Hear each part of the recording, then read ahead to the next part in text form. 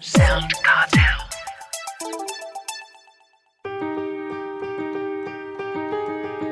From SoundCartel, I'm Nicole Goodman, and this is Business Essentials Daily.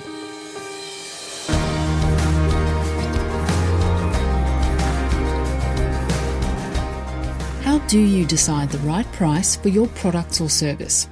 Is there any reason why you couldn't charge more? That's the question business coach and trainer Jim Cox wants us to ask ourselves. His new book, Build, Excite, Ignite, gives owners the tools to scale their business, including how to get the pricing right. First, he says that mindset often holds people back from growing successful businesses. He explains to Chris Ashmore. It's interesting. I think we focus on so many other things, and especially in that startup phase, there's so many aspects to getting a business up and running. But what's going on in your head is probably the biggest component for a lot of people. You know, the overwhelm of juggling all those things, potentially leaving a stable income if you're in a full-time job to start your own venture.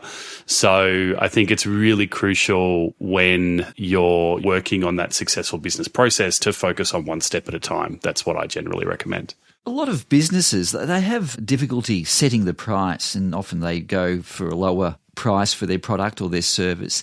Is that a mindset thing? Yeah, definitely. I think it's interesting. I've met so many fantastic business owners with a wealth of experience and fantastic in front of camera, and they've got all the makings of a successful business owner, but it still comes down to self-belief and that imposter syndrome that everybody gets stuck with. I think another component of it is, as business owners, we really want to serve, whether it's service-based, product-based. It's about, being really passionate about what we have to give and supporting that. So there's a lot of, I think, assumptions in our subconscious of what people are going to think or feel about us. And that's something that generally with a lot of clients I've got to overcome with them as well. When it comes to the price of something, a consumer looks at that and immediately they get an impression of, well, this is the value. If it's a lower price, it's valued lower. A higher price, perhaps they value it higher. Would that be fair to say? Look, price equals quality, whether it's true or not. I think, I love to use this analogy of, you're heading down to the bottle shop and you've got the $25 bottle of red or the $125 bottle of red, and you just assume it's going to taste better, it's going to be better quality. I don't drink red myself, but that's how it works. So it's really interesting that before the rapport, the trust, all of that stuff comes into play, people are making an assumption on how successful you are purely based on the price that you put on your products. So definitely something worth exploring as a business owner. Okay. So when it does come to raising the price of their product or service, how does a business owner go about doing that? As bad as it sounds, mate, just do it. It's interesting. I was actually talking about this yesterday in a masterclass that I was running, and I remember very vividly a moment when I was living in Dalesford in central Victoria, actually. And I had my business coach at the time, lived in Spain, so I used to wake up at the crack of dawn to talk to him. And at that stage, I was probably a year into my business, charging about $1,500 for like a 3-month course. And I was pumped because I'd been working really hard on my sales process, and I had 5 appointments booked that day to talk to potential customers. And he flung one at me and said, well, great, why don't we double your price? You know that you haven't been charging what you should, and you know that the value is there. And I'd always held back all the things we think, my clients can't afford it, this is going on, COVID, blah, blah, blah. 4 of the 5 people signed up, doubled the price. So it went from a potential $6,000 a day to a $12,000 a day in my business, which was pretty cool. So if there's a lesson in there for anybody listening, just back yourself. I think that's a big thing, is that if you know that you've got the transformation that your clients want and you can deliver on that, usually the only thing that's holding you back is the confidence in what you have to give, and that price point falls into play.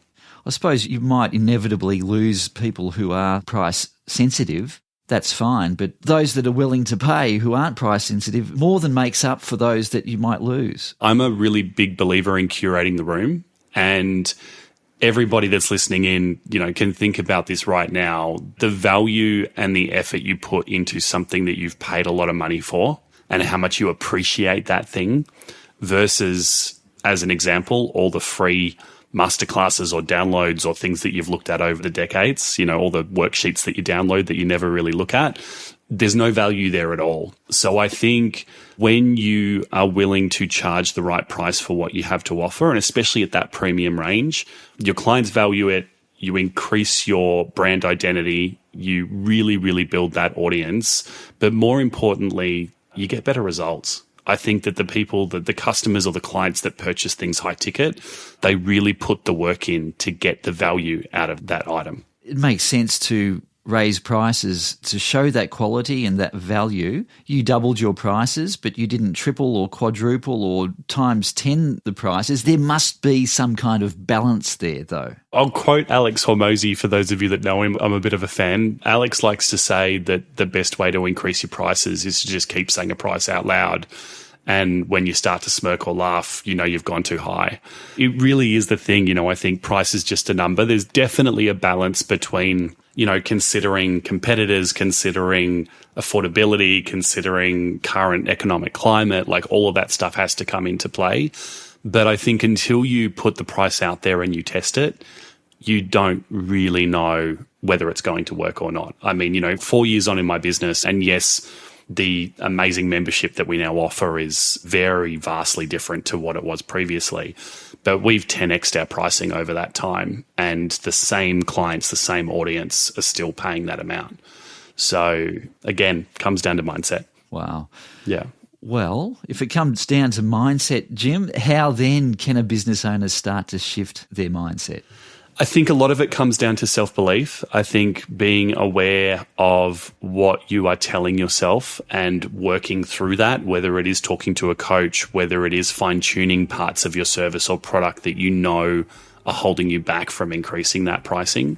But again, I think it's just a matter of just doing it, of testing the market. The beautiful thing about pricing is it's not set in stone. If people don't jump at that price, you can always adjust. So that's probably the best advice I can give, Chris. That was business coach and trainer Jim Cox.